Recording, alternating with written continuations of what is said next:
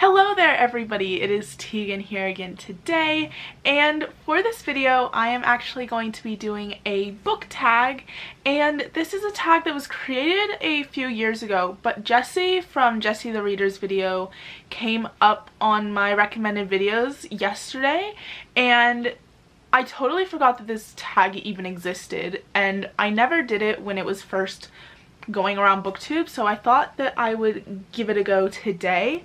This is the rapid fire book tag. It was originally created by Girl Reading, so I will leave her video to it down below so that you guys can all go and check her and her channel out. But basically the entire point of this tag is that you're meant to try and go through the questions as quickly as you can and not really think about it, just blurt out the first thing that comes to your mind. So that is what I'm going to be doing. And if you have watched any of my videos before, you would know that I tend to talk a lot and my videos tend to be very long. So this may be a bit of an issue for me, but I'm going to get straight into it so this video isn't any longer than it needs to be. Question 1 is ebook or physical book.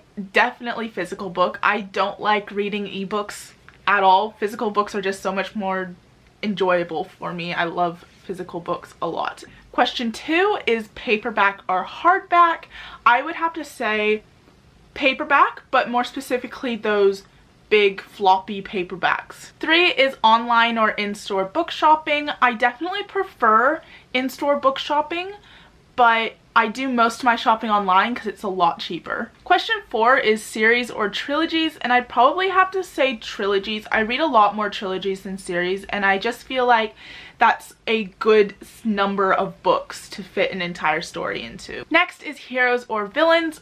Definitely villains. My favorite characters in books are 99% of the time always the like really snarky and sarcastic characters, and villains are also really fun to read. Next is a book you want everyone to read.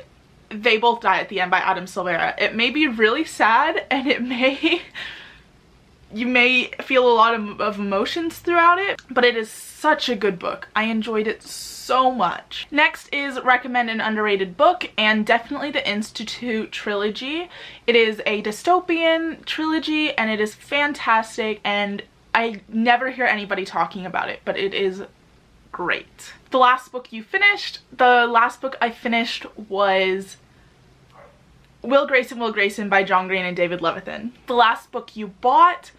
Oh, the last book I bought would have been Fantastic Beasts and Where to Find Them, the illustrated edition. Weirdest thing you've used as a bookmark? I tend to just use like everything that's just laying around me. I've used another book. Is that weird? I've used another book to keep my place in the book I'm currently reading. Used books, yes or no? Definitely yes. I do prefer new books, but I do have a lot of used books on my shelves and I don't really mind them. They're a lot of the time cheaper than new books and they work just the same. Top 3 favorite genres: dystopian, contemporary, and fantasy. Borrow or buy? Definitely buy. I love having a book collection. I know I haven't sat in front of my bookshelves in a video in a while, but I love my book collection and I love seeing them all on the shelves, and I love just keeping the book and having the book to myself. I haven't checked out a book from the library in a while just because I like actually buying the book. Plot or characters? Definitely characters. I feel like even if I really enjoy the plot of the book, if I don't like how the characters are, then I'm not going to be able to enjoy the book. But if I am not the biggest fan of the plot, but the characters are written really well, then I can normally get through the book a lot easier. Long or short books? In the middle, I don't know. I read books from all ranges of sizes. It really depends on how much I'm enjoying the book, honestly. Long or short chapters? Definitely short chapters. I've always enjoyed short chapters. Even if the book is like really long, I tend to really like short chapters. I feel like that way I'm getting through the book a lot faster, and it also aids in my just one more chapter, because if the chapters are really short, then I'll finish a chapter and be like, oh, there's only less than 10 pages in the next chapter, I can get through that and just read one more chapter, and then it just keeps going and going until it's 4 a.m. Name the first 3 books you think of. Mia Earl and the Dying Girl by Jessie Andrews, We Were Liars by E. Lockhart, and Carve the Mark by Veronica Roth. I was really trying to do that while not looking at my bookshelves. Books that make you laugh or books that make you cry. I don't know, I enjoy both. I enjoy when a book makes me do both, when my emotions and feels are just all over the place, but probably when a book makes me cry, because that means that I'm really invested in the story and really invested in the book and all the characters. Our world or fictional worlds? Is that even a question that needs to be asked? Obviously fictional worlds. Fictional worlds are so much better than our world. Audiobooks, yes or no? I'm gonna say yes. If you had asked me this a year or 2 ago, I probably would have said no, but I've actually been getting really into audiobooks recently. I've been using an app called Overdrive, which lets you check audiobooks out from your library, and it's just so easy and I love it a lot. Do you ever judge a book by its cover?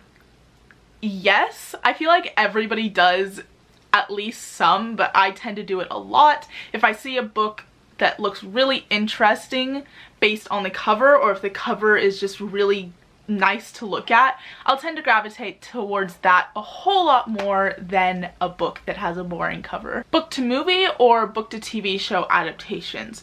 While I love book to movie adaptations, I feel like I do enjoy book to TV show adaptations more, even though I haven't seen as many, just because they're able to fit in a whole lot more of the book into a season of a show rather than just into a 2-hour movie. A movie or TV show you prefer to the book?